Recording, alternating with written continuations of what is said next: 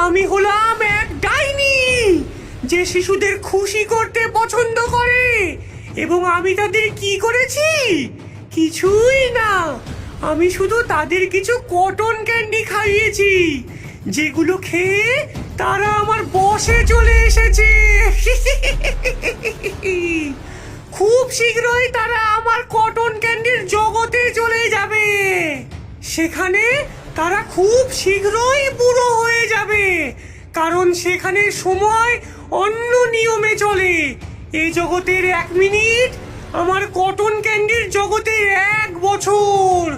খুব শীঘ্রই তোমার বন্ধুরা বুড়ো হয়ে যাবে, আর তারা বুড়ো হয়ে গেলে তাদের মাথার পাকা চুল দিয়ে আমি আরো এমন কটন ক্যান্ডি বানাবো।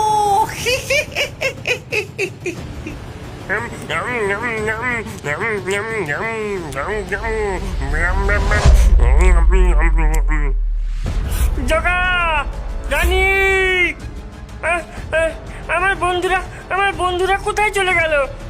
তারা চলে গেছে আমার কটন ক্যান্ডির জগতে। এটা এমন একটা জায়গা যেখানে সব কিছুই কটন ক্যান্ডি দিয়ে তৈরি। গাছ, ফুল, পশু পাখি, ঘর বাড়ি, এমনকি মানুষও। এমন এক জায়গা যেখানে আমি রানী আর সবাই আমার প্রজা। আমার বন্ধুদের সাথে তুমি এটা কিভাবে করতে পারো? এর বদলা আমি নেবই নেব, কিন্তু তার আগে আমার বন্ধুদেরকে ফিরিয়ে আনতে হবে। আমাকেও দাও তোমার কটন ক্যান্ডি, আমিও তোমার ক্যান্ডির জগতে যাব আর আমার বন্ধুদেরকে ফিরিয়ে আনবো। হ্যাঁ, এই নাও নাও। আজ পর্যন্ত কেউ আমার ক্যান্ডির জগৎ থেকে ফিরে আসতে পারেনি।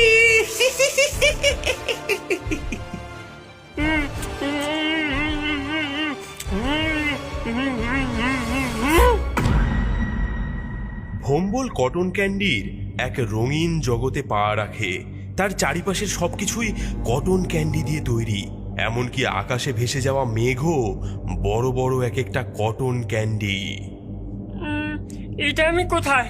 এখানে সবকিছুই কটন ক্যান্ডি দিয়ে তৈরি। আমি কি স্বপ্ন দেখছি? না ভোম্বল, এটা স্বপ্ন নয়।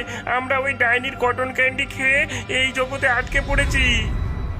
জগা, রানী, তোরা ঠিক আছিস? ভোম্বল, এখানের প্রতিটি মুহূর্ত আমাদের জীবনের কত দিন কেড়ে নিচ্ছে, তুই কি সেটা টের পাচ্ছিস? আমরা এখানে খুব তাড়াতাড়ি বয়স্ক হয়ে যাচ্ছি। হ্যাঁ রানী, এটা যেন এক অভিশাপের মতো। আমাদের এখান থেকে দ্রুত বেরোতে হবে। ভোম্বল, আমরা এখান থেকে কিভাবে বেরোবো রে?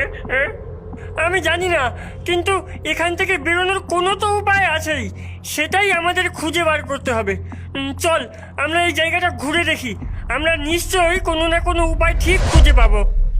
ভোম্বল ও তার বন্ধুরা হাঁটতে হাঁটতে একটি প্রাচীন বৃক্ষের কাছে পৌঁছায়, যার ডালপালাগুলো অনেক উঁচুতে আকাশে উঠে গিয়েছে।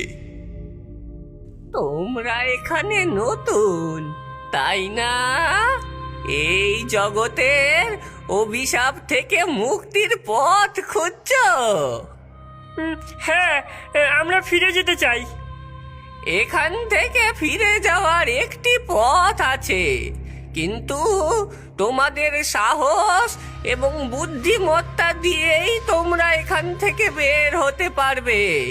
তোমাদেরকে চ্যালেঞ্জের মোকাবিলা করতে হবে।